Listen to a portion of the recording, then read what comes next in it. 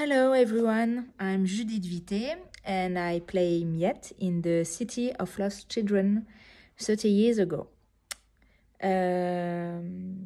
Today I'm a fiber artist. You are in my studio here in Montpellier, in France.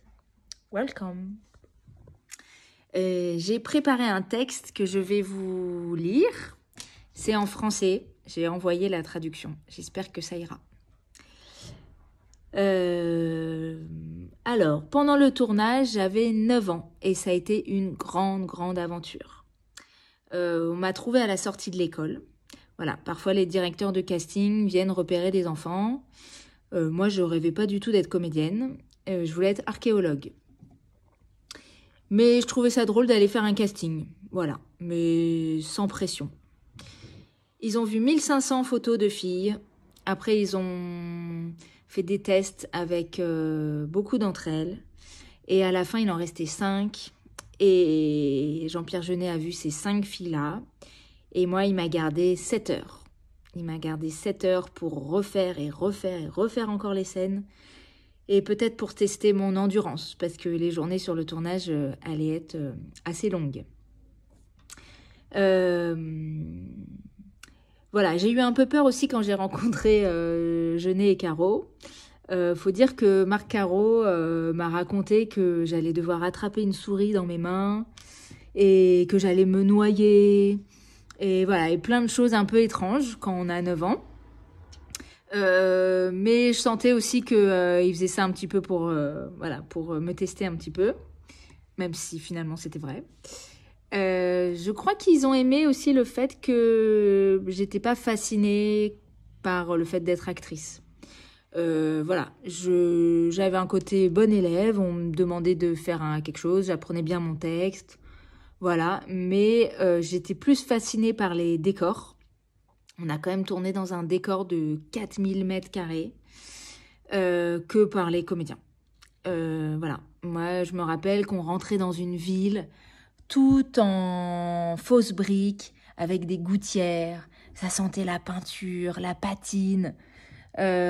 C'était incroyable, l'ambiance. Voilà, des fausses briques faites en polystyrène. Voilà, ça m'a fasciné beaucoup.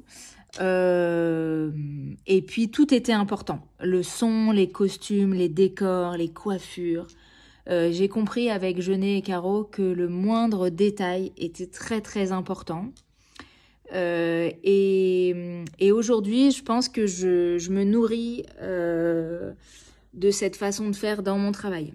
Quand j'installe une exposition, je réfléchis à mettre les gens dans une ambiance de lumière, d'odeur, et de son aussi. Je mets des bandes sonores. Voilà, et ça accompagne à chaque fois mon travail, mes œuvres. Dans l'organisation du travail, c'est Marc Caro qui s'occupait des détails artistiques. Il avait un œil et une vision très précise de l'esthétique du film. Jeunet, il se concentrait plus sur la direction d'acteur. Voilà, il me donnait des petites indications à l'oreille. Par exemple, il y a une scène où je suis sur le dos de Juan et je me regarde comme ça dans un miroir et je mets une boucle d'oreille.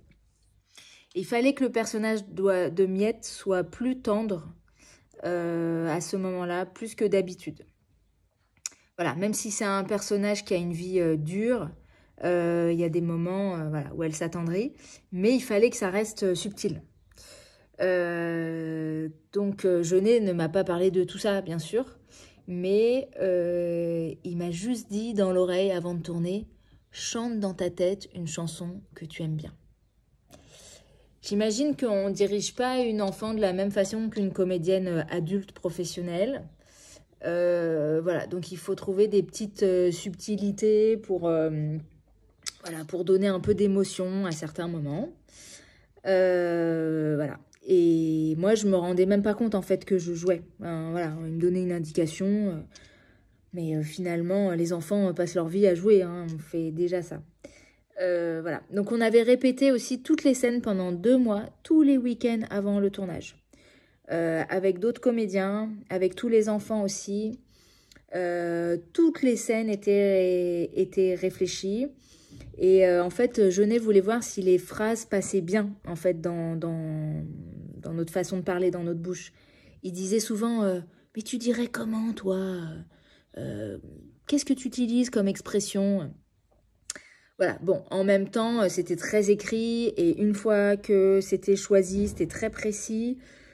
Une fois qu'on avait trouvé les bonnes phrases, on ne changeait plus. Après, c'était au millimètre. Voilà, pour les costumes, c'était Jean-Paul Gaultier. Jean-Paul Gaultier qui a créé les costumes. Moi, je ne me rendais pas du tout compte que c'était un couturier très connu. Un couturier français qui a fait aussi des costumes de films plusieurs fois. Et donc, je suis allée dans son atelier. Et je pense que ça fait partie des moments qui m'ont fascinée dans la vie. L'atelier de Jean-Paul Gaultier. Et Jean-Paul Gaultier était très très gentil. Il était vraiment adorable. J'étais fascinée par tous ces tissus, toutes ces matières. Et voilà. Et d'ailleurs, aujourd'hui, je travaille avec des tissus. Mon personnage avait une robe. Et moi, je détestais les robes. Je m'habillais avec des casquettes à l'envers, des jeans troués. J'avais pas du tout envie de mettre une robe. Et je pense que quand j'ai essayé mon costume, j'étais assez mal à l'aise. Et j'ai rien dit, mais Jean-Paul Gaultier a dû s'en apercevoir. Et il était assez attentif.